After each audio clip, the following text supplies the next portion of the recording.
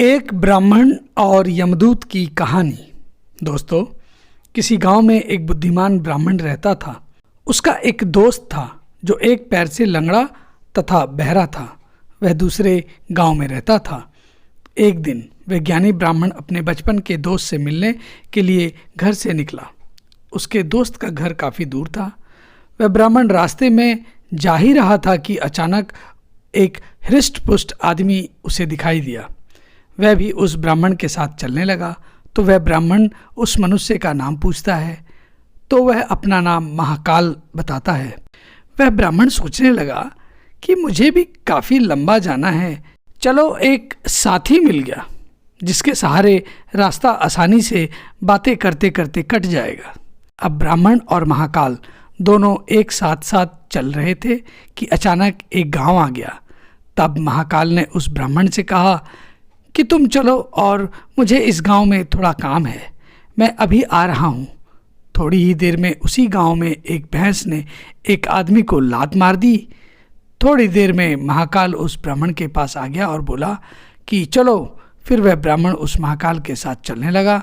थोड़ी दूर जाने पर फिर एक गांव आया तो महाकाल उस ब्राह्मण से बोला कि मुझे इस गांव में थोड़ा सा काम है, मैं अभी आ रहा हूँ। थोड़ी देर में उस गांव में आग लग गई। वह ब्राह्मण सोचने लगा कि यह आदमी जहाँ जहाँ जाता है तो वहाँ कोई ना कोई घटना ज़रूर घटती है। अतः वह ब्राह्मण महाकाल से पूछ बैठता है कि भाई आखिर तुम हो कौन। ब्राह्मण की बात सुनकर महाकाल बोला कि मैं यमदूत हूँ, मनुष्यों के प्राण हरण करना मेरा काम है।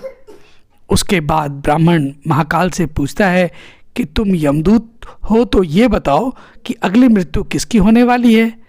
तब महाकाल ने कहा कि अगली मृत्यु तुम्हारे उसी मित्र की होने वाली है जिससे तुम मिलने के लिए जा रहे हो। वह ब्राह्मण सोचने लगा कि यदि ऐसी बात है तो मैं अपने मित्र से मिलने नहीं जाऊंगा। महाकाल ने ब्राह्मण से कहा कि तुम जो सोच रहे हो ऐसा कुछ भी नहीं होगा, होनी है, अटल है, इसलिए होकर ही रहेगी। थोड़ी देर में उस ब्राह्मण ने देखा कि उसका मित्र उससे मिलने के लिए बड़ी तेजी से चला आ रहा है। जैसे ही उसका मित्र उस ब्राह्मण के पास पहुंचता है, हृदयघात होने के कारण उसकी मृत्यु हो जाती है। इससे उस ब्राह्मण को बड़ा पछतावा होता है। वह ब्राह्मण उस महाकाल से पूछता है, अच्छा ये बताओ कि मेरी मृत्यु कब और कैसे होगी। तब महाकाल ने कहा कि तुम्हारी मृत्यु ठीक 6 महीने बाद दूसरे राज्य में फांसी लगने से होगी। वह ब्राह्मण फिर अपने घर आ गया और सीधे अपने राज्य के राजा के पास गया और ब्राह्मण ने राजा से सारी बात बता दी। तब राजा ने राज्यसभा में यह प्रश्न सबके सामने रखा। तब उस राज्यसभा में यह फैसला लिया गया कि यदि ऐसी बात है तो वह ब्राह्मण इसी राजमहल में 6 महीने तक रहेगा। राजा ने ब्राह्मण के लिए राजमहल में ही रहने की सारी व्यवस्थाएं करवा दी। धीरे धीरे समय व्यतीत हो रहा था। उस ब्राह्मण को नींद में चलने की बीमारी थी और यह बात उस ब्राह्मण को नहीं मालूम थी। जिस दिन उसकी मृत्यु होने वाली थी उसी रात को ही वह ब्राह्मण राजमहल से निकलकर दूसरे राज्य के राजमहल में जाकर राजा के शयन कक्ष में राजा और रानी दोनों के बीच में जाकर सो गया।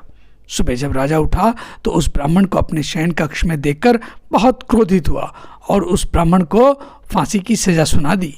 तब उस ब्राह्मण ने उस राजा से सारी अपनी कहानी सच्ची सच्ची सुना डाली, जिसको सुनकर राजा ने अपना एक गुप्तचर अपने पड़ोसी राज्य के राजा के पास भेजकर वहाँ की सारी जानकारी प्राप्त कर ली। जिसको सुनकर वह राजा अपने फैसले पर बहुत पछता रहा था। लेकिन उस राज्य का एक नियम था कि एक बार राजा जो फैसला या सज़ा सुना देंगे वे चाहकर भी उसको नहीं बदल सकते। राजा ने एक राजसभा लगाई और इसका उपाय पूछा। तब उस राजसभा में यह फैसला लिया गया कि एक पतले धागे का फंदा बनाकर आप ब्राह्मण को पहनाकर अपना वचन पूरा कर लीजिए।